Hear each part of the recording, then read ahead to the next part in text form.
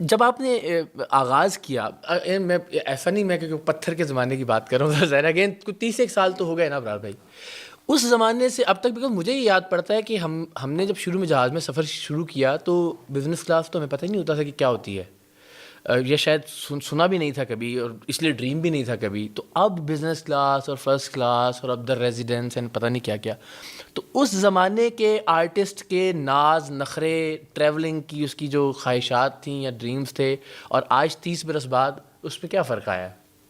जहाँ से मेरे ज़हन में आ गया। ऑनेस्टली स्पीकिंग उस वक्त इतना पता ही नहीं होता था। एग्जैक्टली एक एचएसएन कॉलेज में पढ़ाने वाले लड़के को क्या पता होगा कि बिज़नेस क्लास मेरा हक है या मुझे इकोनॉमी में ट्रैवल करना चाहिए। ऑनेस्टली कोई इतने नखरे, और मेरे तो आज भी इतने नखरे नहीं। ओह यानी आप पूछ लें मेरे जितने भी हमारे प्रोमोटर्स होते हैं या आप उनसे जाके पूछेंगे वो आपको बता देंगे कि सबसे कम नखरे या कोई अच्छा। नखरे जो नहीं करता है। पता नहीं क्यों चीप सा लगता है नखरे करना। ऑनेस्टली मैं देखता हूँ ना लोगों ने बंदे कॉन्ट्रैक्ट। रखे होते हैं ना इस काम के लिए। हाँ, और वो जो कॉन्ट्रैक्ट्स देते हैं, बिकॉज हम भी आर्टिस्ट्स को बुक करते हैं ना सहारा के प्लेटफॉर्म पे। एक लंबी लिस्ट होती है कि एसयूवी चाहिए विद ड्राइवर चाहिए, और उसके बाद स्टेज पे 20 मिनट्स देंगे, 30 तो बिल्कुल भी नहीं देंगे। अच्छा। हाँ, और हालांकि एक सहारा का काम हो रहा है सही।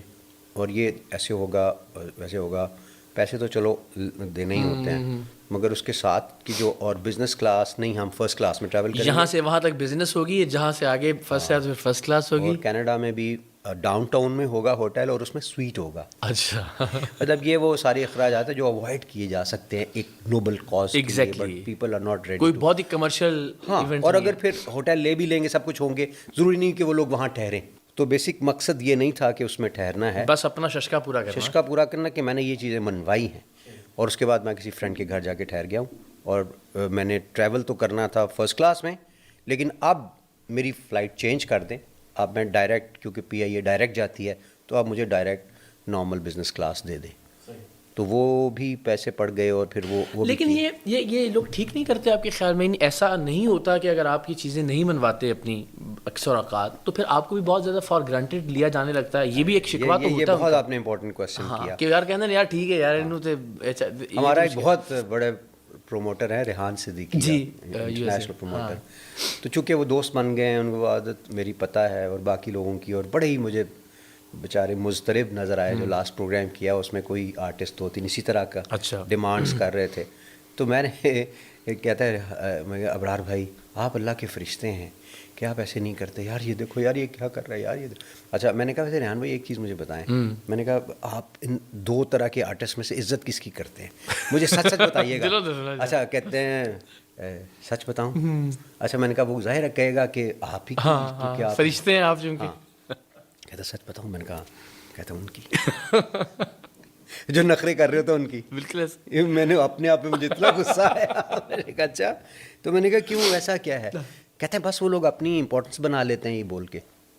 तो ये जानते हुए भी कि हमें लोग फॉर ग्रांटेड लेंगे, कुछ लोगों की तबीयत में ऐसा वो होता है कि वो नहीं कर सकते यार।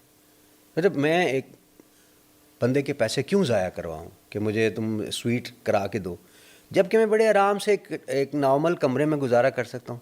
मेरे पास स्वीट ने किसने आना है और क्या मैंने बस वो। और अगर मैं और मेरा भाई ट्रैवल कर रहे हैं तो हम एक कमरा ले लें, वो लोग कभी ऐसा नहीं करेंगे। सवाल ही पैदा नहीं होता। उसके लिए भले एक ही में रहें लेकिन एक एक्स्ट्रा कमरा होगा। हाँ। तो ये छोटी छोटी चीज़ें होती हैं, ये मैं समझता हूँ ये भूखापन है ऑनेस्टली स्पीकिंग, जिसको वो ये ऐसे होते हैं जैसे आपको ब्रांड पहन के अपनी शख्सियत को ऊपर लेके जाना चाहते हैं।